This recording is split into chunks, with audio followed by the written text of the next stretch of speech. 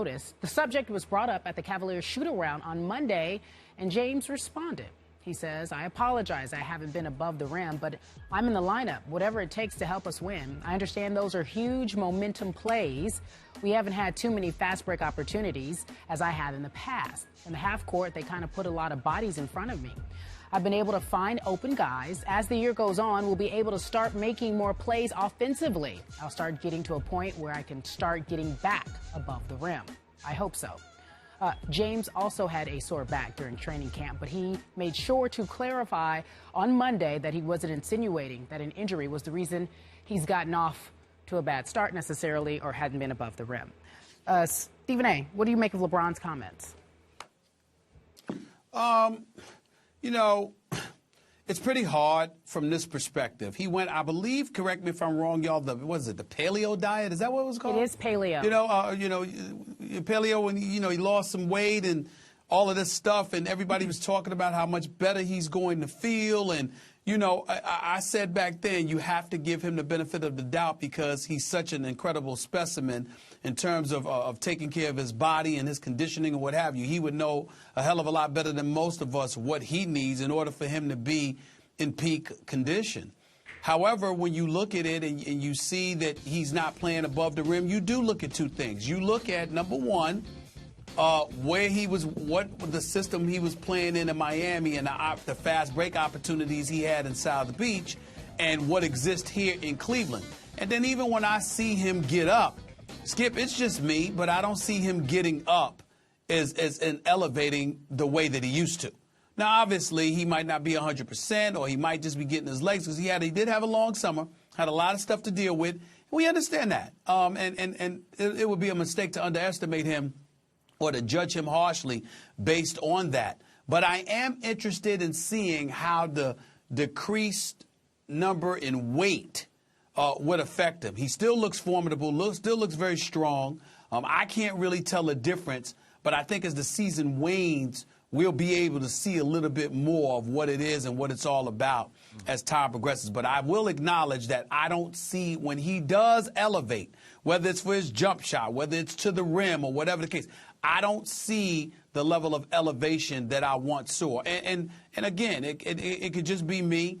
It's not really a big deal because he's still balling. But at the same time, again, it's something that you watch out for. So I guess this means I should no longer publicly wish that LeBron would just give us one dunk contest on All-Star Weekend because he's never obviously participated in the dunk contest. Are we past that now? Is that out? Oh, well, Skip, the only person that wasn't past that was you. I agree. But I really wanted to see it. And that would have been young LeBron. I'm with you.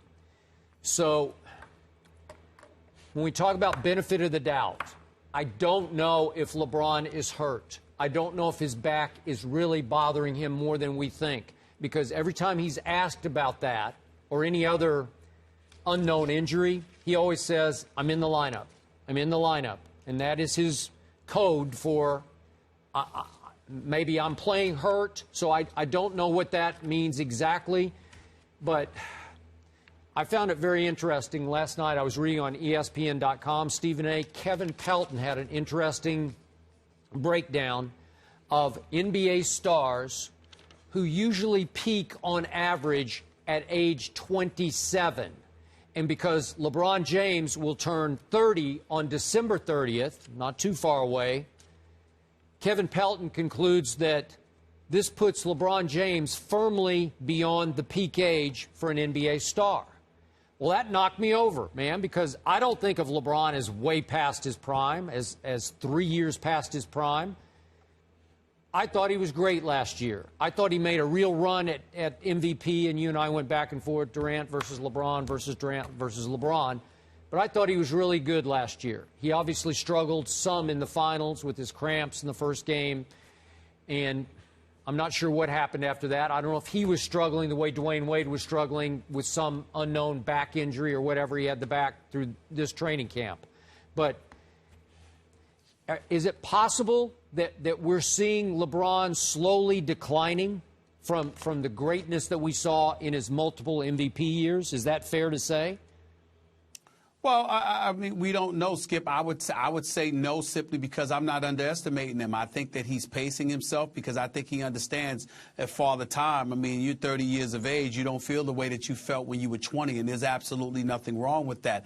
Modifications may indeed need to take place because you have to consider the fact that Kobe turned into a jump shooter, which is why he's entering his 19th season looking like he's in his 15th or 14th season because he modified his game. LeBron James' game is not only predicated on athleticism, but physical prowess, power. And now that you're getting older, I mean, that might wear on you. The man has accumulated over 33,500 minutes in his career, and he's just in his 12th season. If he's going to go to 18, 19, 20 route, imagine how much mileage he's going to put on his body at that particular juncture in time, a la Kobe, who's over about 55,000 minutes in his career. You got to pay attention to all of those things. It's not something to be knocked. It's just something to be recognized that Father Time is undefeated. And it doesn't always just show up and boom, here it is, it's over for you. Sometimes it shows up in little increments, just a piece here, a piece there, or whatever. And that could very well be the case. We don't know. Well, by the way, for the record, LeBron James did have a triple-double last night, and he did have one big dunk in the fourth quarter, but he got up ahead of steam. He freight trained down the lane between defenders and slammed it head on to the basket. Well, that was impressive, but it wasn't like young LeBron dunking. The only thing that I would add to that, Skip, that we all need to take into consideration, the brother just may need some sleep and some rest and all of that stuff. But the one thing about him being home is that the obligations at home probably outweigh significantly the obligations that he had in South Beach, because in Cleveland, it's all about him. That wasn't necessarily the case in Miami. I agree with that. And you never know how much that factors into the equation. In Kevin Pelton's analysis, he also did point out that two players that he studied had their best years after age 29. Now, they were smaller players, Jason Kidd and Steve Nash. They were guards. So is it possible we have seen the best of LeBron James, like he's had his greatest year that we won't see again? Has he had a peak here in the past? I'm not sure about that. I don't think as an individual that's the case. But I will say this. It is possible we may have seen the best of him because he's no longer playing with D. Wade. Because no matter how talented the other players are in terms of their IQ, how they know how to play the game of basketball, and all that comes with it, he ain't never had a teammate like Dwayne Wade. So it's possible if we don't see the best, it ain't because of his physical dissipated skills or anything like that. Nothing like that. It could be because I don't have Dwayne Wade anymore. I completely agree with that. That now it's all LeBron all the time. He's got to be the leader for a young team with very little playoff experience. And I think it's taking as much out of him emotionally as it is physically. So it'll be interesting. Too early to tell, though. Plays through the rest of the year. Too early to tell. Well, when can we tell, Stephen A? Just too early. I mean, we were less than 10 games into the season. You know, as the season progresses, we'll see. We'll see. All right, we leave it there.